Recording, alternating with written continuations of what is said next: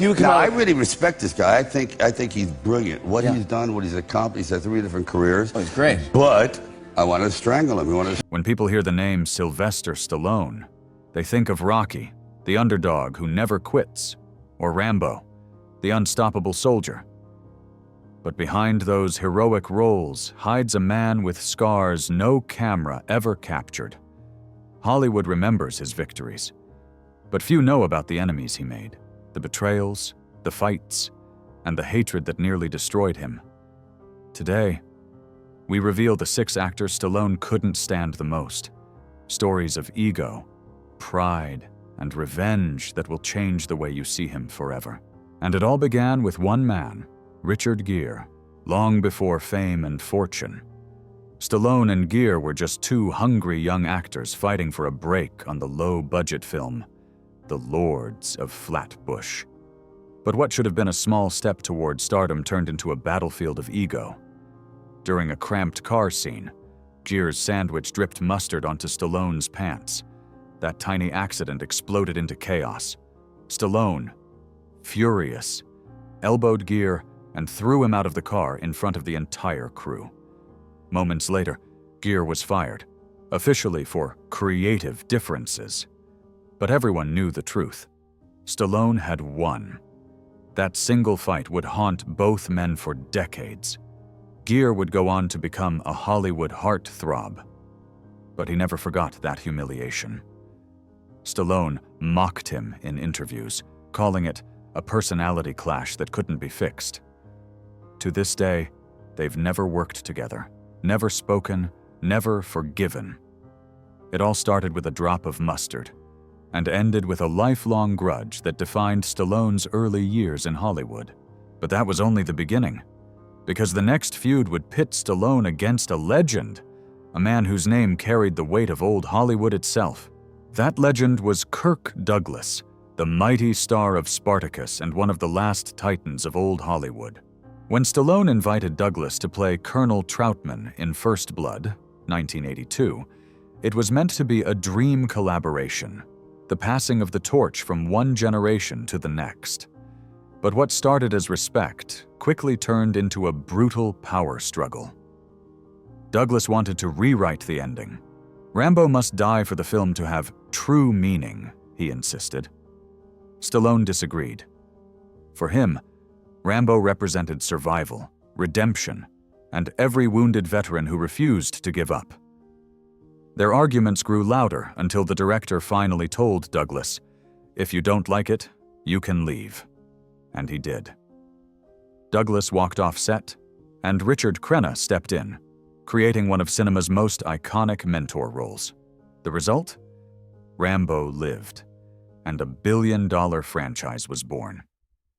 Stallone never forgave Douglas for trying to change his vision. To him, that moment proved that old Hollywood didn't understand his fight. But as one legend exited his life, another would soon enter, not as a mentor, but as a friend who would turn into his most painful betrayal.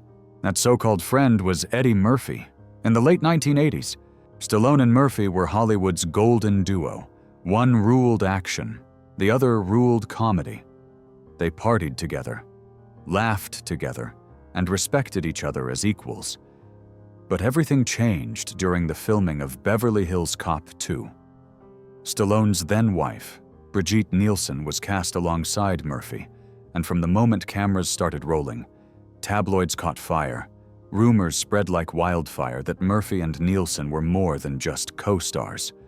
Crew members whispered, reporters chased headlines, and soon Stallone's name was dragged into scandal. Humiliated, Stallone called Murphy himself. "What's going on between you and Brigitte?" Murphy denied everything, but the trust was shattered. Stallone's pride wouldn't let it go. Their friendship dissolved overnight. The parties stopped, the laughter faded, and mutual friends were forced to pick sides. Hollywood, of course, loved the drama. The media turned it into a rivalry, comparing Beverly Hills Cop to Cobra and pitting 2 icons against each other. Murphy later admitted it was sad that gossip destroyed a great friendship. But Stallone never looked back. To him, betrayal, real or imagined, was unforgivable. But while rumors can destroy a bond, nothing cuts deeper than betrayal over money. And the next feud would prove that even brotherhoods built on loyalty could be broken by greed. That brother was Bruce Willis. When Stallone created The Expendables, it wasn't just another action movie. It was his love letter to the 1980s, a reunion of old-school heroes, a brotherhood built on loyalty, sweat, and mutual respect. And at the heart of that brotherhood stood Bruce Willis, the wisecracking everyman from Die Hard, the kind of star who didn't need muscles to prove he belonged. Together, they represented two sides of the same coin, strength and charm, grit and wit. But behind the scenes, cracks began to show. When production started for The Expendables 3, Willis shocked everyone with a demand that even Hollywood found outrageous: $4 million for just 4 days of work, no negotiation, no flexibility, $1 million per day. Stallone was stunned. To him, The Expendables wasn't about money, it was about respect, about honoring the era that made them legends. So when Willis refused to budge, Stallone made a bold move. He fired him and replaced him with Harrison Ford. Then came the explosion. Stallone took to Twitter, publicly calling Willis greedy and lazy. The message hit like a grenade in Hollywood. Overnight, Willis's image as the relatable, hard-working action hero cracked. People whispered that he'd lost touch with the spirit that made him famous. The brotherhood Stallone had built was gone, shattered by ego and money. Yet in that fiery fallout, something deeper was revealed about Stallone himself, his fierce code of honor. He could forgive rivalry, even mockery, but greed? Never. To him, loyalty was sacred, and betrayal had a price. The two men have avoided each other ever since, their silence louder than any explosion they ever filmed. But while money could tear friendships apart, ego could ignite full-blown wars. And the next man Stallone clashed with wasn't just a co-star, but a rival who would challenge his very identity as Hollywood's ultimate tough guy. That rival was Arnold Schwarzenegger, the only man powerful enough to turn Stallone's pride into pure obsession. Their feud began in 1977 at the Golden Globe Awards, when Stallone's Rocky kept losing and Arnold, the Austrian newcomer, couldn't hide his laughter. It was humiliation in front of the entire industry. Stallone later admitted he snapped and threw a bowl of flowers at Arnold's head. That single act started one of Hollywood's greatest rivalries, a Cold War of muscles, box office numbers, and unstoppable egos. Throughout the 1980s, every movie became a battlefield. Stallone fired back with Rocky II, Throw, Force, and First Blood, while Arnold countered with Conan the Barbarian, The Terminator, and Predator. Their competition was merciless. Each poster, each line, each explosion felt like a declaration of war. Even their jokes became weapons. Arnold mocked Rambo in Twins, while Stallone beat up an Arnold lookalike in Tango and Cash. Behind the cameras, the sabotage was just as fierce. Arnold once pretended to be interested in the awful script for Stop, or My Mom Will Shoot, knowing Stallone's ego wouldn't let him lose a role to his rival. Stallone took the bait, and critics destroyed the movie, calling it a desperate attempt to copy Arnold's comedy success. But time has a strange way of healing even the deepest grudges. In the 2000s, both men appeared together in The Expendables, standing shoulder to shoulder instead of face to face. The rivalry that had defined their youth turned into mutual respect. Stallone later confessed, "We were fierce competitors, but that rivalry made us both better."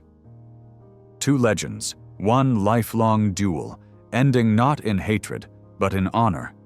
Yet, after all these wars and betrayals, the question remained, what kind of man survives them all?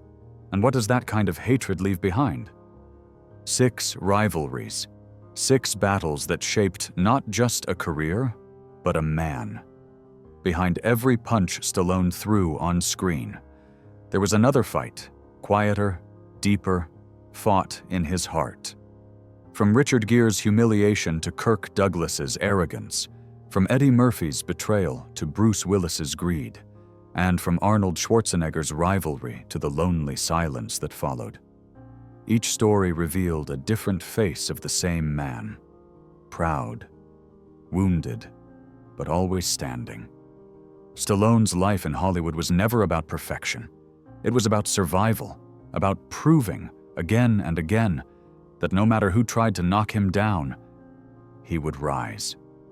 Those feuds weren't just gossip. They were reflections of a man who refused to surrender to anyone's shadow. And maybe that's why his characters, Rocky, Rambo, Barney Ross, feel so real, because they are him. In the end, Stallone's legacy isn't built on fame or fortune, but on the fire that never went out. The grudges faded, the rivals aged, but the fighter inside him still stands tall, reminding us that resilience isn't about never falling, it's about never staying down. So tell me, after hearing these stories, what do you think truly defines Sylvester Stallone?